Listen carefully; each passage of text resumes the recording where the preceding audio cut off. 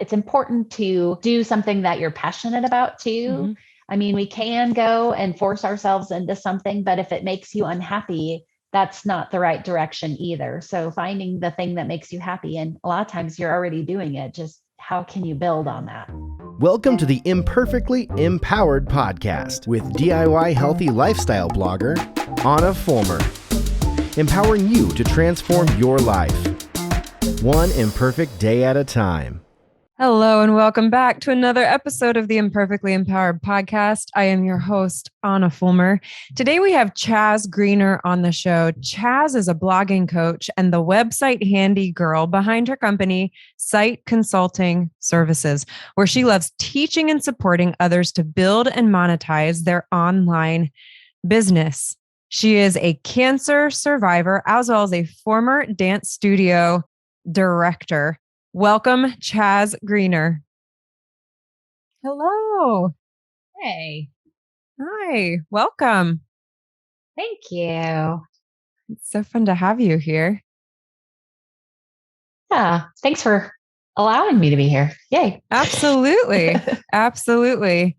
It was funny when I was chatting when I spoke to your group, your mentoring group about podcasting. And we got talking about, I don't think I realized that our career shifts had happened so in tandem. Oh, yes. Yeah. Yeah. Because for those of you listening and watching, Chaz and I met for the first time in Waco, Texas. It was my very first ever retreat where I actually invested in my business. It was the first time that I remember actually thinking, I could actually make a business out of blogging and this virtual space. That was the summer of 2020. Yes, it was. Is that right? Yes. Yeah. Yep. Yeah. Anyway, that is when Chaz and I first met. And I like to press the rewind button because everyone knows my story. I was a nurse practitioner initially, and then I'm now in this crazy virtual world.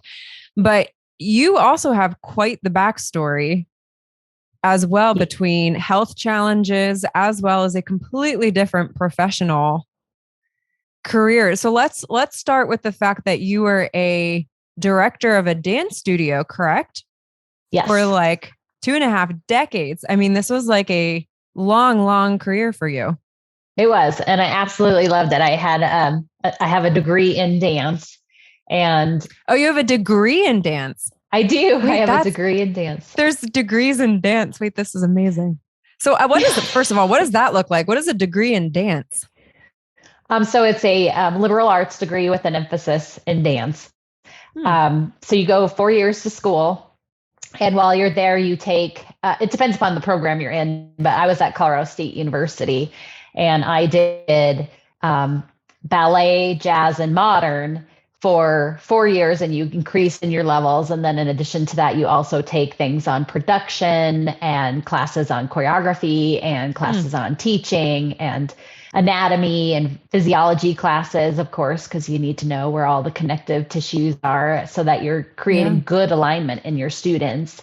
Something that probably some of the dance studios that I went to maybe were not the greatest, but overall, I think I had a good in creating alignment. You're saying this is fascinating to me because my daughter now is very into this whole world of performing arts, which makes my heart happy because it was such a huge part of my life in many ways and still is, singing more specifically. But so now I'm curious. So talk to me for a second about alignment in dancing. What does that mean?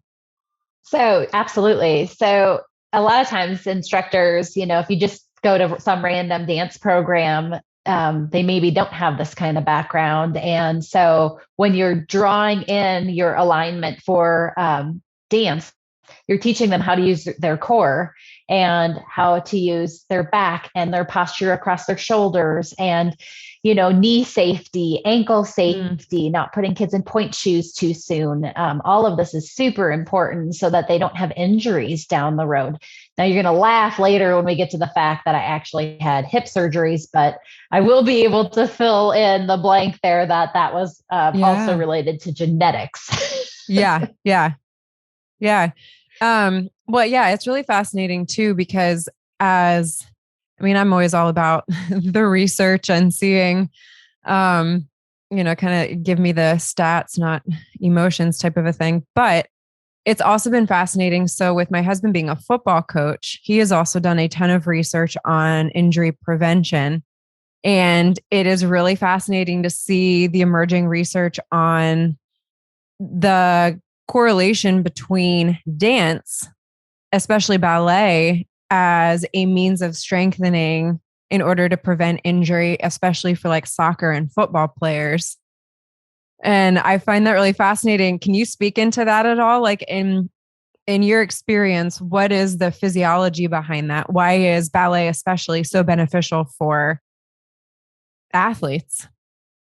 So it's using all your muscles appropriately. So for example, just you maybe you're in a lunge format. And a lot of times when people think about stretching in a lunge, their knee goes past their ankle and then they are straining things. And so it's just, again, comes back to the alignment of your knees need to stay, over your toes, not past your toes. You're compensating a lot. We have natural tendencies that we're constantly going to have to fight in general, like just maybe your back sways more than the average person. Maybe you tend to curve your shoulders in. These kind of things, when you take ballet, it's pulling your shoulders back, using your core at the same time, not using your back. I feel myself sitting up straighter. As you're talking, I'm realizing I'm putting my shoulders back and I can see my head changing on the screen. That's hilarious. Sorry, I interrupted you. Keep going. No, that's fine. It is true. I probably should talk to myself about alignment because, you default into like these improper postures. But, when you're doing your sports, you tend to lean into these things that help you achieve whatever it is you need. And when we do that, we're putting strain on either a knee or a hip or something else that is just our natural tendency. So by taking ballet or other dance formats that help you with your alignment, help you use your core and your shoulders and your back and the correct muscles in the correct way. And then it becomes organic to you to just naturally use the muscles the correct way, the more practice you get. So all in all, it's a whole body workout is what you're getting through ballet, and it's muscle toning and posture, and it's everything all in one. So you're helping all of those athletes use their body and their muscles correctly so that they don't throw something when, and again, stretching, right? Stretching and warming up. A lot of times athletes do that, but have we done it enough? Did we stretch enough? Because if you are just going from like a squatting position and then you're just trying to run, if you did not warm your muscles up correctly too, chances are you could seize something right away and you'll get muscle cramping. You'll pull a tendon, a ligament, something like that too. Yeah, it's fascinating to me because there's just so, you hear so many devastating stories of kids, they are doing so well. And then they have that injury that you just think like, is that preventable more than, is there something else we could be doing to prevent those types of injuries? I think the study that I saw with ballet was specifically assessing ankle injuries. I could be making that up, but that's kind of what I'm remembering, the specific study that I was reading. I think it was actually correlating that ballet ultimately reduced ankle injuries, which makes complete sense to me. I mean, just watching, my daughters, I would love to do ballet for a lot of reasons, but it's fascinating just watching, like you said, the alignment. But you must also be strengthening ligaments and muscles in a way that I don't know what else would do that, because there's such a focus on stabilization in those like fine twitch muscles that I don't think anything else would do that. That's true. And a lot of times in ballet too, as your students are getting ready to get their first point shoes, we are looking at, or, we should be looking at things like what that ankle strength is. Are their feet still growing? Are they still growing? What is that ankle strength? So can they stand up on their toes and not waver while they're going up in a releve, which is when you're standing on your not all the way up on the tips of your toes, but you're in that bent half toe forced arch position. We often use TheraBands, with their feet too. So you're pushing through the TheraBands to build that ankle strength too. And that one's huge. So anyone who struggled with that. And then we've got to work on, like, do they sickle their foot or do they have good foot My daughter was alignment? just telling me about this. She's like, Mom, don't sickle. What are you talking about? What? I don't even know what that is. She was explaining to me like point down, not out or something like that. Yeah. So often I'm trying to figure out a way to explain it for the listeners. But, when you point your foot straight down, that is good alignment. But a lot of times we tend to tweak our toes in. We're naturally more pigeon-toed people by default. And so we're trying to straighten that alignment out. So a lot of times if you're pigeon-toed and then you bend your ankle, you're getting this like a sickle, the chopping sickle the farmers use. You're curving your foot inward from your ankle, giving it improper alignment. So you need to straighten that out. And you also don't want to be like duck foot either, and a lot of times in ballet, we're forcing our feet into this turned out position, but you need to make sure it's not coming from the ankle. It's coming from the knee, which is coming from the hips, which is coming from the core. So it's just a whole process. Alignment. Yeah. It is all connected. Well, it's so Yeah. Thank you for that. It's so fascinating to me. My husband and I have talked about this before, just the need to, anyway, I've already prepared my son that he will likely be required to do ballet if he wants to play certain sports. So he's already mentally prepared for it. We'll see if we can pull along any of his friends in the meantime. But if it prevents injury, why not?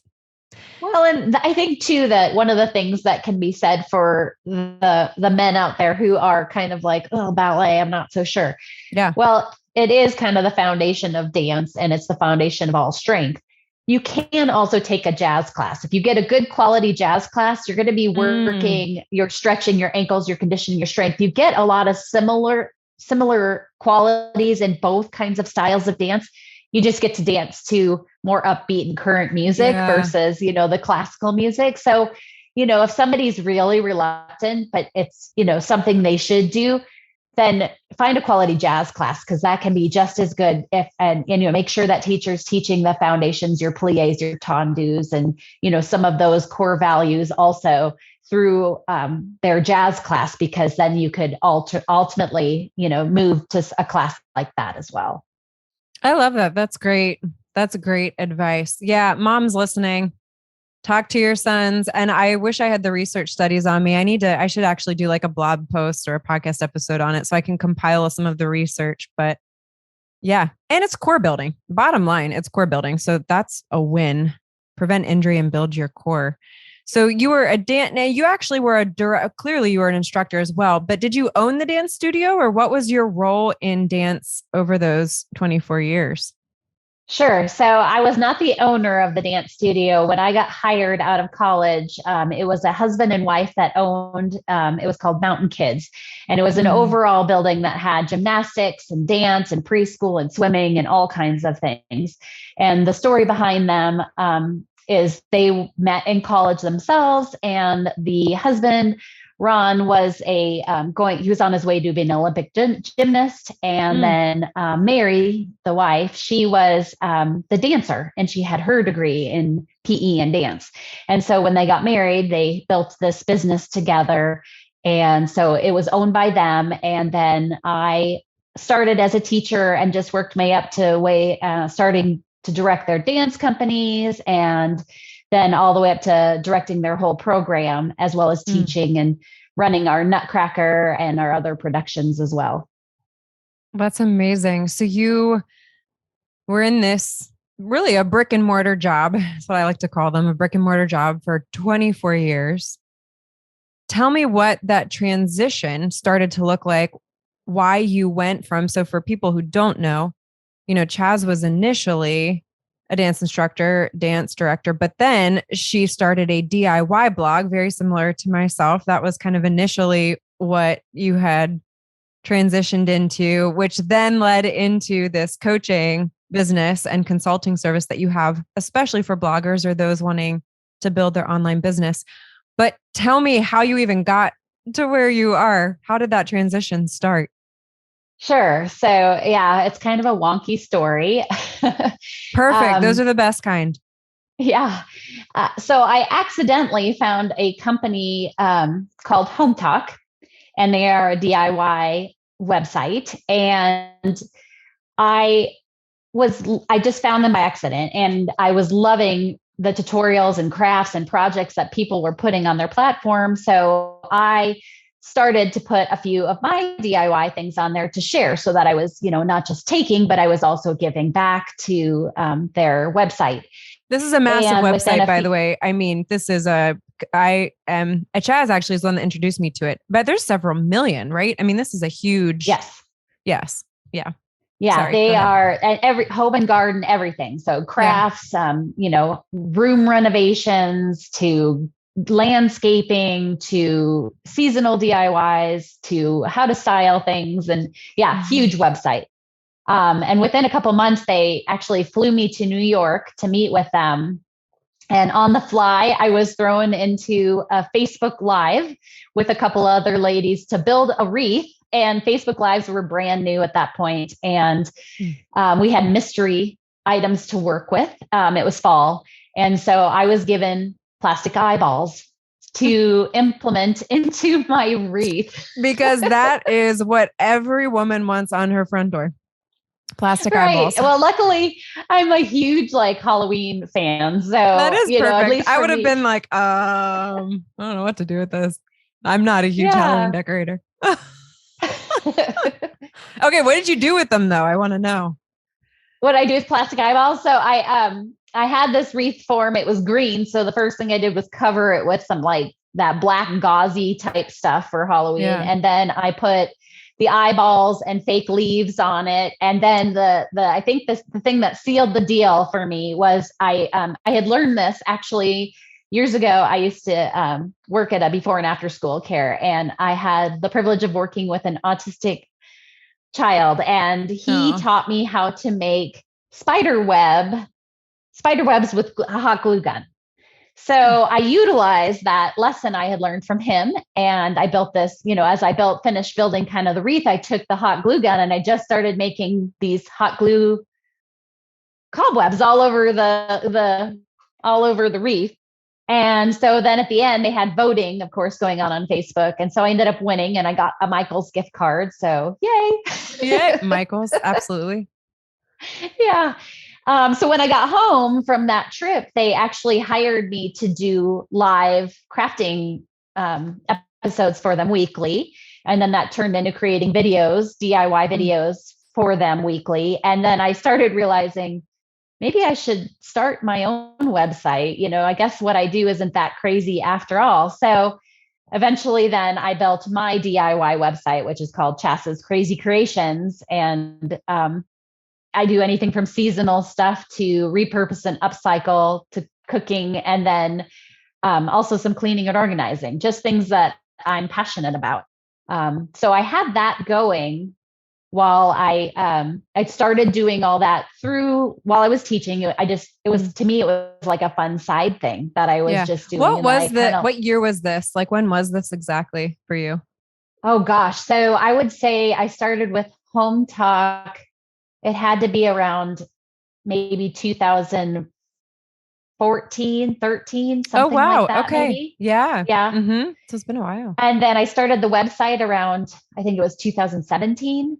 Okay. And so I, just started getting all that going. And again, it was kind of more of a side thing.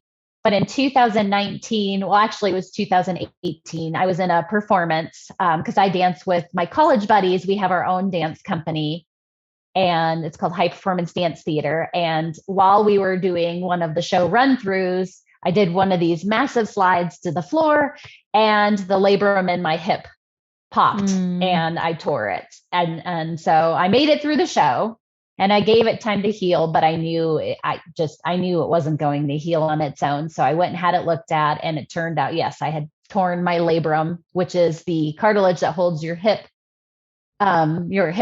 joint together. So the femur into the socket. From there, I did the research and I met with a fantastic surgeon who does this.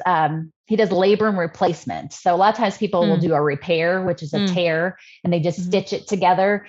But they admitted with my 40 some years of dancing and the genetics that I had, which was basically my hip bone and my femur bone, my leg bone, were beating on each other. So it was like sawing away at the labor or at the cartilage that whole time.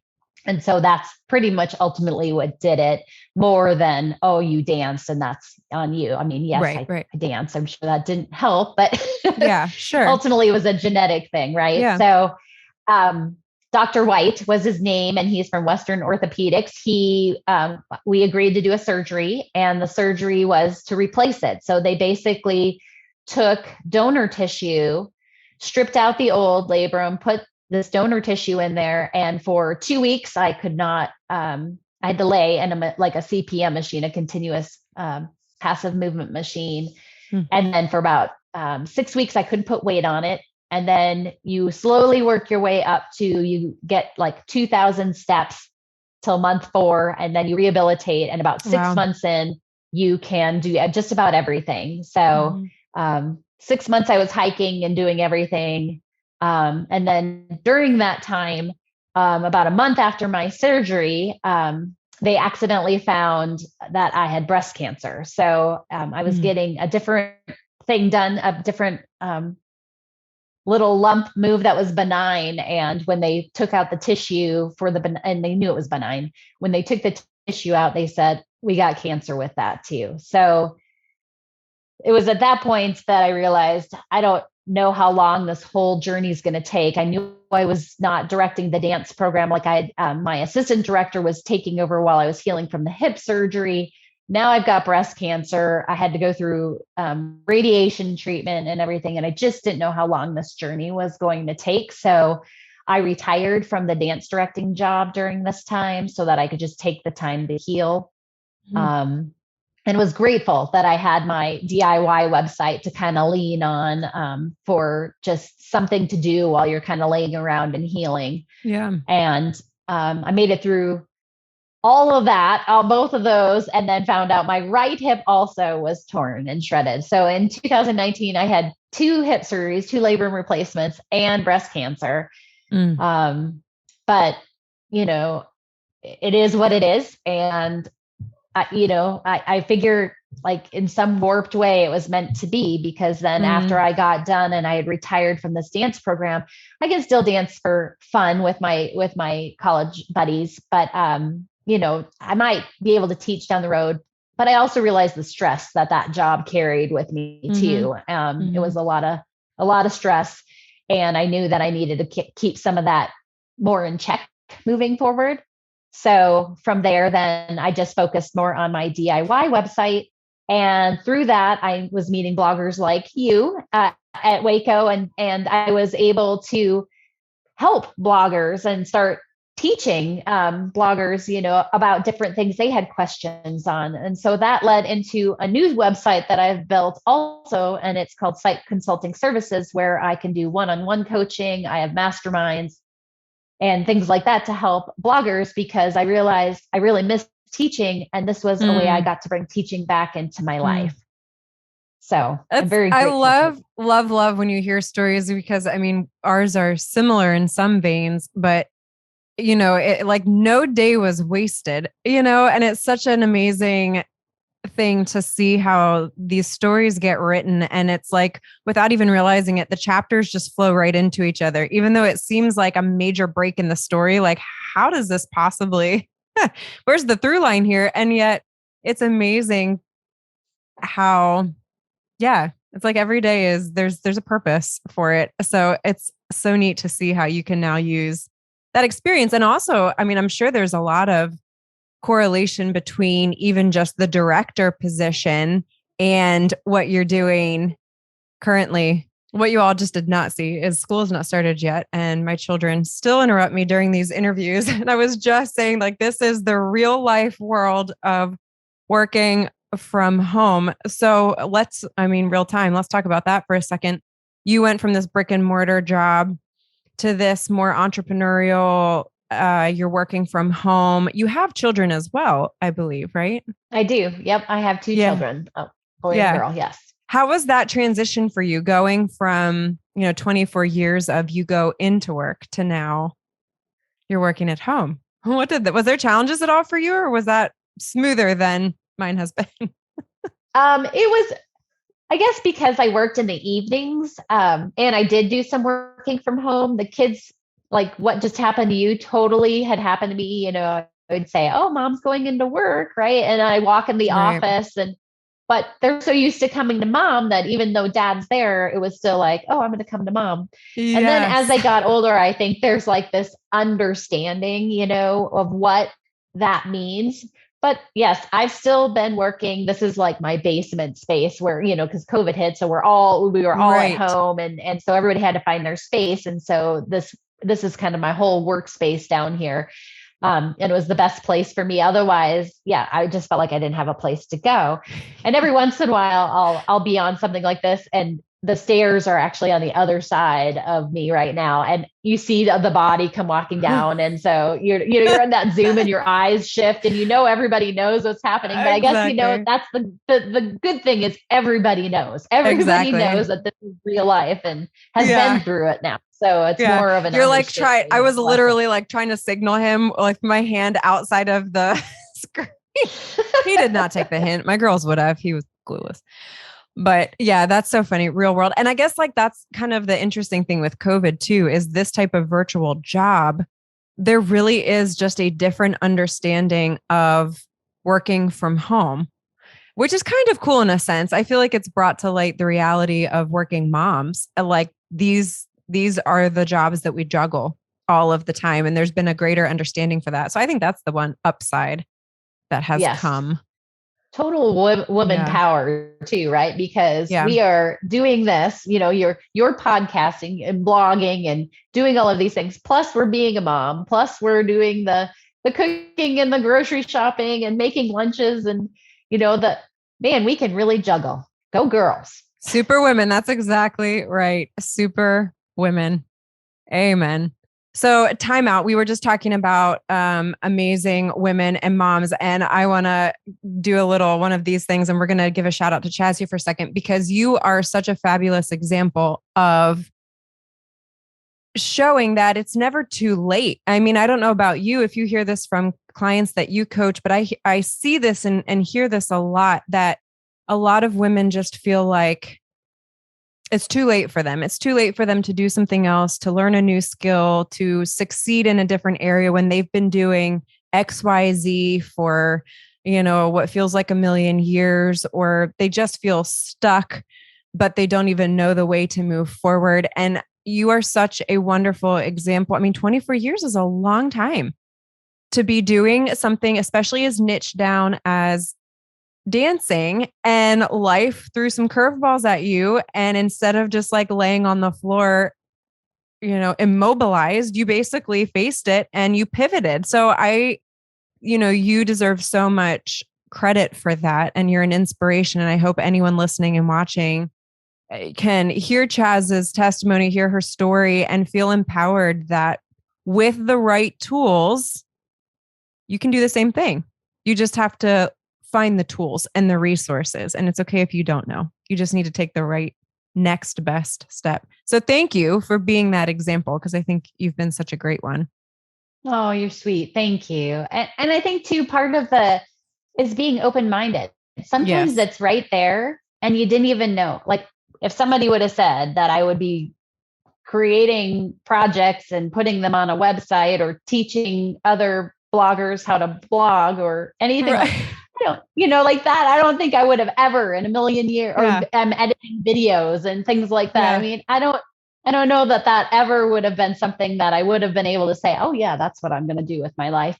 But, just through listening to the journey of what I was doing and what comes next, it was there. And I just decided to ride the train per se and see where it's taking me. And I'm still on the train deciding where it's going to take me, and being open-minded to that, I think is huge, because it's important to, I think, do something that you're passionate about too. I mean, we can go and force ourselves into something, but if it makes you unhappy, that's not the right direction either. So finding the thing that makes you happy, and a lot of times you're already doing it, just how can you build on that? Yeah, it's taking bold action and it's being willing to make the choice. I mean, the fact is you still had a choice. You could have chosen to, allow especially the health circumstances to sort of defeat you, and you didn't. You made the choice to face it and pivot. And I think that is the challenge that a lot of us face, is taking that bold action when that choice does sort of stare us in the face. We are going to take a quick break, but when we come back, stay tuned. We're going to play a speed round of this or that with Chaz, and we are going to hear more of her expert advice on several things, but specifically, we're going to hone in on her favorite DIY home hacks. She is a home hacks queen, and tips to build and monetize your online business right when we come back from this break. You have tried it all. Worried you will never lose the extra weight or reclaim the energy you once enjoyed? Want to achieve fat loss without spending hours in a gym or eliminating entire food groups from your diet? Well, now you can. In the virtual Faster Way to Fat Loss with Ahna, my 6-week fitness and nutrition program, you will learn how to pair effective 30-minute workouts with all-natural, evidence-based nutritional strategies to leverage what you eat and when you eat to reset your metabolism and burn fat fast, even that stubborn belly fat. I am a dual certified nurse practitioner passionate about teaching sustainable strategies to promote fat loss and prevent disease. I have cheered on thousands of clients who have done just that with the Faster Way program. In my 6-week program, the average client currently sheds 7 inches of body fat. 93% report more energy, and 89% state that their mental health has improved. 100% of clients report they feel this program is sustainable. Curious to try the program but not sure if the strategies will work for you? Try the Faster Way strategies for free. Head to www.hammersandhugs.com and sign up for my free 7-day fat loss accelerator course today and start your own transformation story. All right, we are back here with Chaz. Chaz, we're going to play a round of this or that. 2 choices, no stress, whatever first comes to mind. Would you rather decorate or craft? Craft. Would you rather craft something for Halloween or for Christmas? Halloween. She's a Halloween girl. Is that your favorite holiday, would you say? Like to like craft or decorate? It's my brother's too. I wouldn't have even known this was a thing, that like Halloween would trump something like Christmas, but well, I can give you backstory, at least for me. I don't know what it is for everyone else, but it's the start of the holidays season coming, right? So it's your excuse to decorate, put lights up, light candles, smell your favorite scents. I love watching kids dress up with what they want to be when they grow up, and they come to your house. I mean, at our house, we serve like Charlie Brown rocks, hot apple cider, glow sticks, all this stuff because we get really into it. Yeah. And then, it's the one holiday too, where your family comes together, and it doesn't have to be about the gifts you made or bought, or it's just easy. It's just, you just light the candles, watch scary movies, eat some popcorn, turn the lights on, and give kids candy or, like I said, other items that are maybe healthier too. Yeah. It's not like, I see what you're saying. It's not like a hosting situation where you feel the stress of prepping things. And I can see that. It always blew my mind the way that I'm like the laziest Halloween mom. Oh my word. I'm like literally just taking leftovers from people because I have girlfriends, like they're super into trick-or-treating. Like they go all out, brand new costumes every year. My kids are wearing sheets that I cut eyes out of to be a ghost. Literally, people, this is my worst Halloween mom ever. Vintage.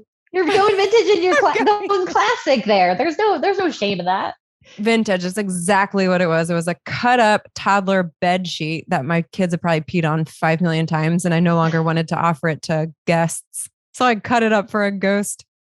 Anyway, Well, that's fair. I know multiple people that Halloween is just their absolute favorite. I love fall. So I would feel similarly like fall is, but definitely the more like boring vanilla Pottery Barn kind of a fall. Like that's what I love about fall. Like the eyeballs, I would have been like, I don't know what to do with these. I would have like flipped them around and made them into like a pretty flower or something. Oh, Lame. that's a good idea. See, there you go. Right there. That would have been easy. The fall is. And then Chaz would have been putting cobwebs all over my flower. She would have been like, stop it. And she'd be putting, great. We would have made a good team. Yeah. I do say though that fall is a thing. Like people get really just in general ready for fall. I am too. Yeah. So a lot of times when I try to decorate for any of this, like I decorate for the season, right? So if it's fall, then you get to leave it up for 3 months at a time instead of just a month, or it's winter, or it's, something like that, so that you're not constantly putting up and tearing down. That's exactly right. That's how I am with fall. My fall stuff stays up until Christmas, basically. Well, anyway, we got into that whole, okay. Would you rather a garage sale or a thrift store? Ooh, that one's tough. So tough. I don't even know how I'd answer my own question, which is bad. That's a really good one though. I guess I would say thrift store. Would you rather wear flats or heels? Flats. Would you rather dance, ballet, or modern? Modern. Would you rather teach ballet or modern? Modern. Modern. Yeah. I've learned all these, like, I had no idea there were so many dance categories, if you will. Like when my daughter signed up for these classes, I was like, what is modern? I was like, hip hop? Nope, it's not hip hop. It's interesting. Oh, I totally have a good story about modern. So for those listening who maybe don't know what modern is, it's more of a free form dance. So think of it kind of like creative movement you have creative movement for kids, but you also have like more of a free form creative movement for adults too. But it has a lot of ballet in it. So you a lot of times have, but it can range anything from like structured to kind of really out there. And so I went to college and I had never taken modern before in my life. I always took ballet, tap, and jazz. And I loved tap and was bummed I didn't get to take as much of it in college. But so I'm there and they tell me I have to sign up for a modern class. I walk into it and in my head, I'm thinking modern is hip hop, right? Like modern, current. Right. So I walk into this class thinking that it's a modern, a hip hop class. I'm like, yeah, all right, this is gonna be awesome. And in walks this instructor with this like crazy bright red, frizzy all over the place hair. And she walks into the room and she says, "You're a tree or you're a speck of dust and the wind is picking up. Go." And I just was like, what? Like I'm a speck of dust. And so I'm looking around at everyone else and like they're all when did hip hop become about and cleaning? I know. So I just was like, I'm really confused right now. So yeah, everybody just starts randomly moving around the room. And then, yeah, like the first dance she choreographed to us, it was about stuff, like stuff we collect. And so we danced to her answering machine recordings and we had a shopping cart that was pushed across the stage and we picked things up off the floor and put it into the shopping cart. And I thought, I never want to take another modern class again in my whole life. This is way too weird for me. Now, is that a little extreme? Like, is that okay? Because I'm thinking I would have, first of all, I love dance. In fact, I'm like actively trying to figure out how I can take a dance class at my daughter's studio because I'm there for 3 hours anyway. Like I want to do something fun again because I work too much. But I think I'd laugh. Like if I walked into that studio and they told me to be a speck of dust, I would not be able to stop laughing. And then I'd probably get kicked out. So you're telling me that's not really the normal approach to modern. No, not necessarily. I mean, there is. I will never make it. That's the range you're talking about. So that's like the one end. And then the other end is definitely more of a, ballet crossover to structure. Lyrical task, and you just there's no right or wrong. Let's just put it that way. Yeah. So, in ballet, you're always in a turned out position, but in modern, you can be turned out parallel or whatever. And it's just, whatever you want to make up into a dance, there's no rules, there's no boundaries with it. And you can dance to any kind of music. You can use, you can make your body tweak and curve and weird formations if you want. Yeah. But it's absolutely lovely and inspiring. So it's just kind of more of a broad realm. But I always was more on the structured end where I was teaching a lot of technique still, because you weren't on the speck of dust end floating in the wind. Not on the speck of dust end.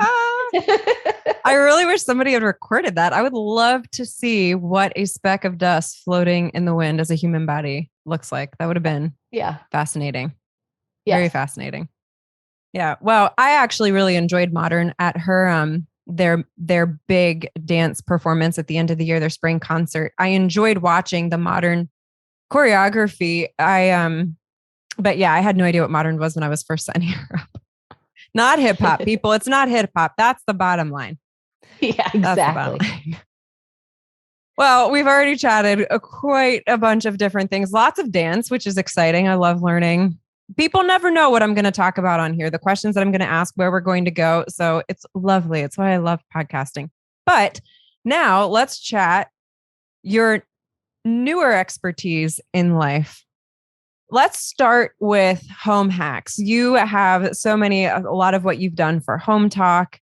You have a free offering, in fact, that at the end of the podcast, we will make sure the links are included where somebody can type in their email and get 21 home hacks from you, which is awesome. But for now, just share with us, what are some of your that come to mind? We're spitballing here. What are 5 of your favorite DIY home hacks? Home life hacks to make our life simpler, smarter, sure, all of the above. Sure. So one that comes to mind that has been a more popular one was I took 12 mirrors from the dollar store and I glued them together, and it was called a Pottery Barn mirror hack. So you can buy these mirrors at Pottery Barn and they are about $300. And I glued the dollar store mirrors together and made a replica of that Pottery Barn mirror and spent $12. So is that like, tell me if I'm picturing the right thing.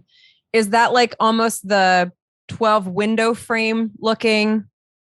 Yeah, I think I can picture the Pottery Barn one. So for those of you listening, it's like 12 sort of little, it's like a 12 pane window, except it's a very big mirror. So what you're saying is you bought 12 of those little mirrors. And then what did you use for the frame part? So the mirrors were in a frame. So I flipped all the mirrors over and then I taped them all together, reinforced them with glue, and then adhered foam core board to the back of them. Okay. And then they were all stuck together. And then I hung it on the wall with those command picture strips. Yeah. So that's brilliant. Yeah. So they were already framed and then you just basically pushed them together and then connected them in the back. Yes. I love that. $12. Yeah, so exactly. So you can make decor hacks on a budget, right? So you can take things from the dollar store and dupe them to look like Pottery Barn or so that mirror hack, if somebody wants to see it on your blog, what would they want to search on Chaz Crazy Creations? What would they want to search to find that? Pottery Barn mirror. Pottery Barn mirror. Okay. So that's hack number 1. I love this. I like that idea. What's another one? So that would be a decor hack. Let's see. So then I actually have a whole section on my blog that's dedicated to hacks, but I just did one recently that was using Irish Spring soap and how to keep away flies from indoors, outdoors, and different things. So you you could take the Irish Spring soap and you can rub it on your doors and flies will they won't want to come inside your house. You can sprinkle it in your garbage can, just a little bit of it in your garbage can, and it should not attract flies. It depends upon what you're putting in your garbage, of course. Yeah. You can spread it around your table or sprinkle it around your eating area and it will keep flies away.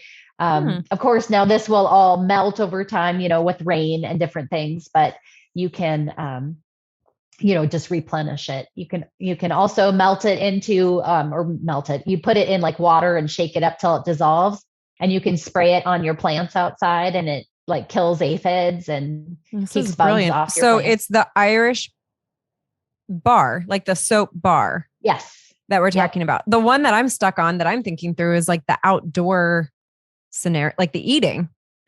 Yeah. That's such a great idea. So you basically are crushing up the bar and then you're sprinkling it around your food, like your outdoor buffet. And then you could sprinkle it on. I love that one. Yeah. You can rub the table with it too, right? So if you don't really want to sprinkle the bar around, or you could leave, like put the bar in a mason jar and then like keep the lid off, right? And then just place those around too. And then put the lid on it when you're, going back inside so that you can preserve the smell. It's like the smell that's supposed to be the deterrent. Well, that tip alone, people, is worth the entire interview. If you missed everything else, don't miss the bar soap pack. I love that. Okay.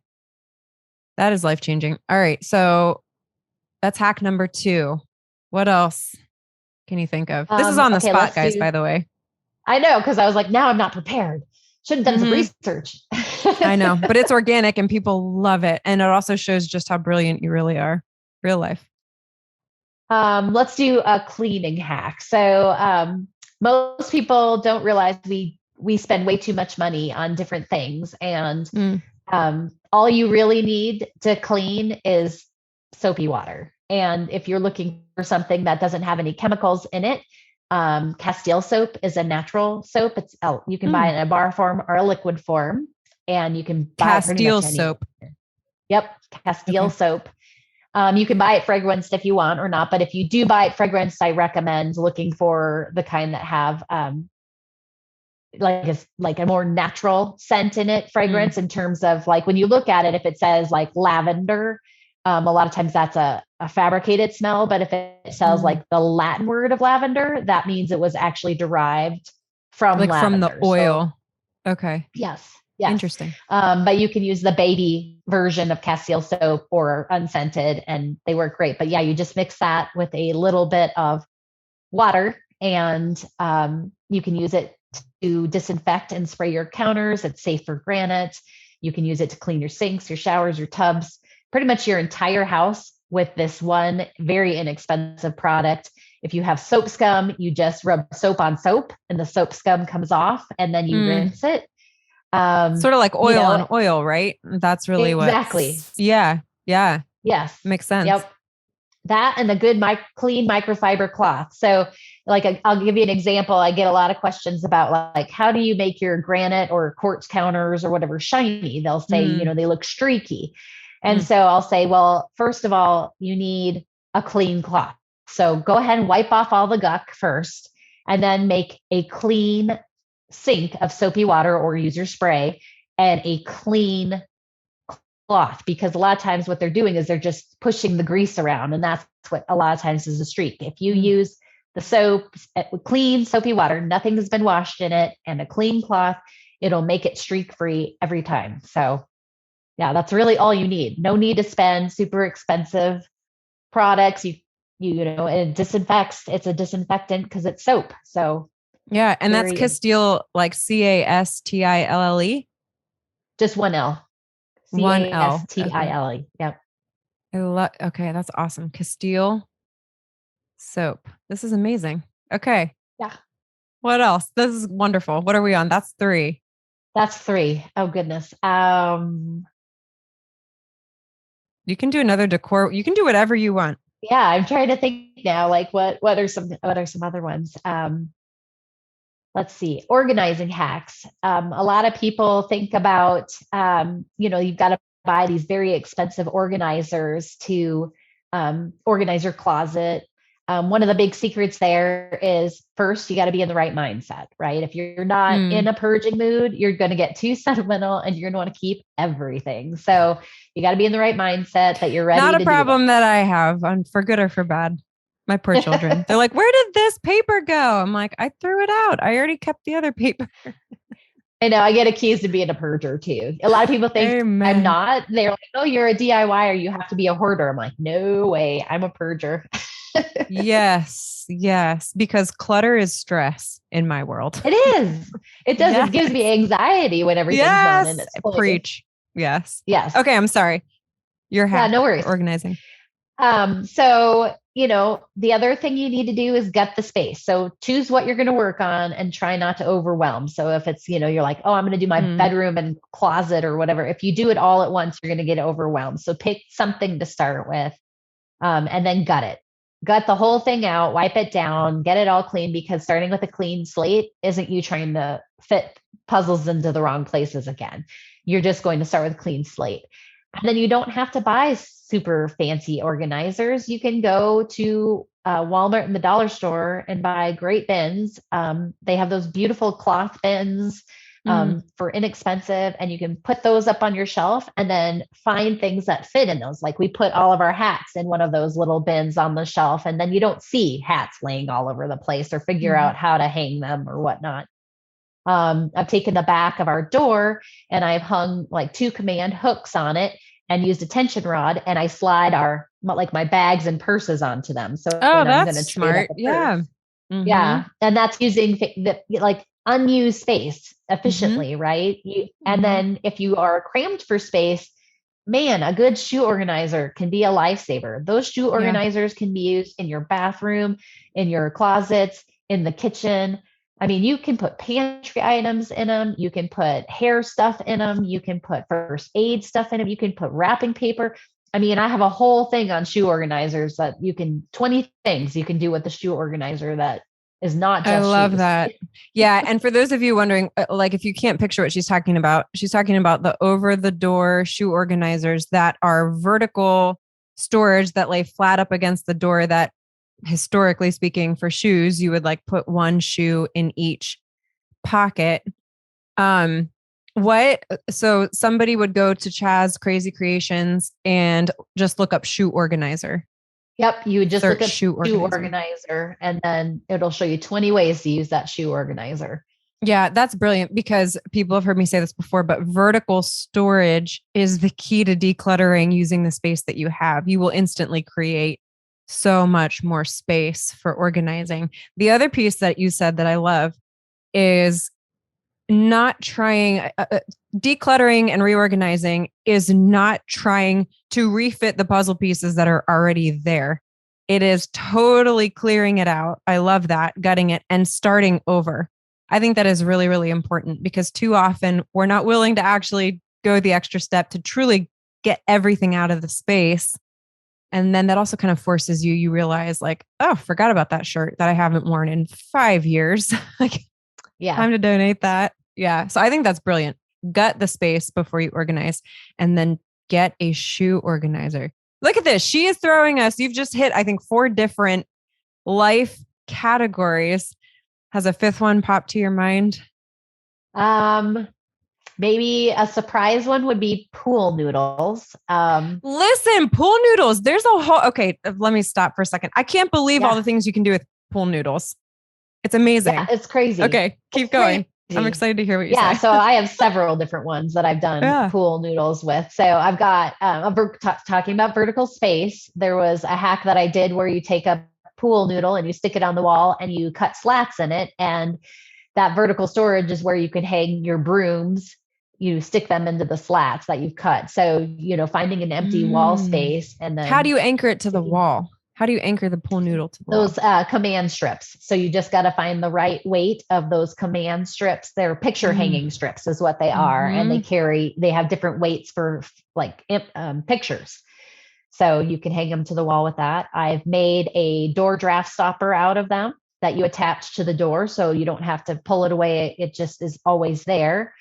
I've also made outdoor games like a kickball croquet with the pool noodles. That's amazing. Yeah. I've taken a pool noodle and stuck it to the faucet. And then, instead of me having to lift a heavy bucket of water to mop, I leave the bucket on the ground, and you take the one end of the pool noodle, stick it on your faucet, and then drape it over into the bucket. You turn your water on, it fills your bucket, and you don't have to break your back lifting the bucket. Okay. Does that make sense? I think so. Yeah. So you're basically attaching the pool noodle, to the faucet on the wall or on the sink. that what you're saying? The sink. Yep. Yes. And then I see what you're saying. You're taking it to the sink and then you are draping it over the front of the sink cabinetry onto or into the bucket on the floor. Yes. It's genius. Okay, let me throw out one that I saw the other day. So we're in a rental house now, so it's like a totally different setup, doesn't matter. But in the one house that we did, our washer and dryer constantly rattled and would like end up hitting each other. And I saw somebody, basically, they just stuck a pool noodle in between them and it was like silence. It stopped them from rattling because it like basically like gave some support in between so that it wasn't just like anyways, I was like, what? Pool noodles? Yeah, I've no, never it's thought of a crazy pool all noodle. the things you can do with them. It's amazing. Like, I just, and I'm not even touching on all the ones that I've done. I've made candles out of them for like Christmas time, turned them into candles. And wait, how do you turn a pool noodle into a candle? No, yeah, it's really weird. So you cut the top out and you put like a battery operated tea light in it. But before you do, you spray paint them all so they look whatever color you want. And then but before you spray paint them, you have to use like hot glue to make the drippies on it. So it looks like it's cute. And you're cutting them, obviously, like you're cutting them into smaller. Into different lengths. Listen, this is amazing. Well, we could talk about hacks. I love hacks. Who doesn't love hacks? Part of it is just the like mind-blowing moment where you're like, what? I can do that with that. Anyways. Yeah. Hacks. There you go. If you're a boot person, if you have, your fancy dress boots. Yes. Yeah. Cut pool noodles to stick inside your boots so that they stand up nice and they don't get all the creases in them from folding over. Yep. That's also brilliant. I actually have like boot plastic things, but in some ways, skinny pool noodles would almost be easier. I love that. Well, I could talk about hacks for hours. Transitioning into your other expertise. So not only does Chaz have her DIY site with all these hacks that, ladies, you all need to go visit and check out, make your life easier, work smarter, not harder.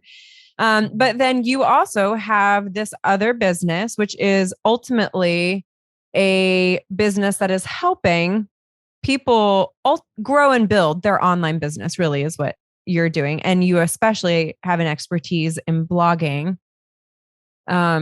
What advice would you have for somebody who is either an aspiring blogger, they're considering starting a blog, or maybe they have been blogging and they're just kind of like stagnant? What is the number one thing every blogger should be doing but isn't? Whether you are about to start one or you're currently doing one, what is a repeat performance issue that you see that if you could tell everyone right now, this is what you should be doing and you're not, or you shouldn't be doing and you are? Yeah. So I will tell you from my own personal experience, when we start blogging, we try to do everything for free just because you're not making any money yet. And so, you're trying to get your theme for free or your plugins for free or all these different things for free. And really, you've got to spend money to make money. And I invested in a coach myself, and I was probably only a year in, and it was the best thing I ever did. And I wished I would have done it sooner. I wished I would have done it from the start, because once I hired that coach, you learned how to write your blog posts the best you can. You learn what image sizes you should have. You get all this information that you had no idea. And now, if you're 100 blog posts in, now you've got to go backtrack and fix errors. Sometimes you can't fix them. That was me. I'm waving my hand. So much backtracking. Yeah. That is excellent. That's part of the challenge, I think, in any business. I said this before, is you don't know what is worth spending the money on. I mean, nobody had to tell me twice that you need to spend money to make money. And I wasn't even a businesswoman. Like, that made sense to me, that initial investment would pay dividends in the long run. But my issue was I didn't know what to spend money on. Like, what was in the long run really necessary to spend money on right now? And I think your point is an excellent one, because ultimately what you are doing is you are hiring somebody who can answer that question. Yes. And that, I think, in and of itself is sort of the one-stop shop. So maybe this is just in general a principle for anyone starting a small business, whether it's online or not, is hiring somebody who can answer all those questions for you. So yes, you might have to spend more money on top of the coach, but at least now you're spending it well. Yes. Yes. Which is one of the reasons why I started coaching and why I started helping everybody, is because I knew it was the biggest piece that really helped me. And now I want to pay that forward. I want to give back again and help other people who are ready to launch their careers. And, or if they're struggling too, like I just don't get how to make my email system work, or I just don't know how to do something. Well, I want to help you do that, because we've all been there. We've all been in those places. Yeah. So you do, you offer a lot of different things in your site consultation service, but basically you will not only help somebody like with a site audit, look at your site and see how to optimize it better, help with email lists. You also do video editing. Is that right? I do some video editing. Yeah. I also coach people how to get started with video. Yeah, how to do it. But I have done video editing for other people too. It's not as hard as everyone thinks it is. At least just to get started, right? And then again, as you grow, you can take that wherever you want to take it. But just to get started with video, so many people are so intimidated by it, and it's actually not that hard. And essential for businesses now. If you have an online business and you don't have any video on your website, you need to come see Chaz, because seriously, that is sort of the way right now. When it comes, content is king, video is queen. You can quote me on that. That is what I'm seeing right now, at least. And it's not going to go away. It's totally not going to go away. It's only going to continue to go that direction. Yeah. And the good news is, by creating one video, there is so much content then that you have. Chaz knows this. I just talked to her whole group about the power of video with podcasting too. Is there so much that you can do with it? Tell me a little bit, for people listening who might be interested in what you offer. Everyone needs to go check out your DIY site. There's no woman here that could not need to go see all of the amazing home life hacks that you have on there. But from your site consultation, what else do you offer? Who do you best serve in that business? Sure. So I would say I currently best serve bloggers and DIY, well, just DIY bloggers, right? But other people too, because I guess I shouldn't say I limit it to DIYers. Those are the ones most easily fed to you, probably, because of the groups that the niche that you're in. But absolutely, I think a lot of your expertise would benefit if you're a food blogger or Yeah, exactly. Because I do recipes too. So I understand that as well. So I shouldn't limit myself there. But, I'll do anything from a site audit where I look at the front end of your blog and the back end of your blog, make sure everything's running, look at your site speed, look at your, just do you have everything set up right? A lot of people don't know. And then I get in there and I'm like, ooh, whoops, we haven't done this, or we haven't done that.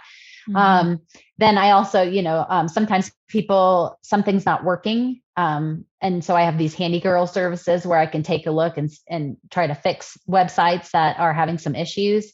So there's sometimes things like that, or connecting things like, oh, my email service doesn't seem to be working and it's a plugin that's gone wonky. So I do some technical things like that for website people. So that's more broad, like anybody who's got some website issues. Which is amazing though. I just want to hone in on that for a second, because not everybody, this is a whole nother podcast episode, but there's a lot of people who have an online business, an online website, but they don't have a blog.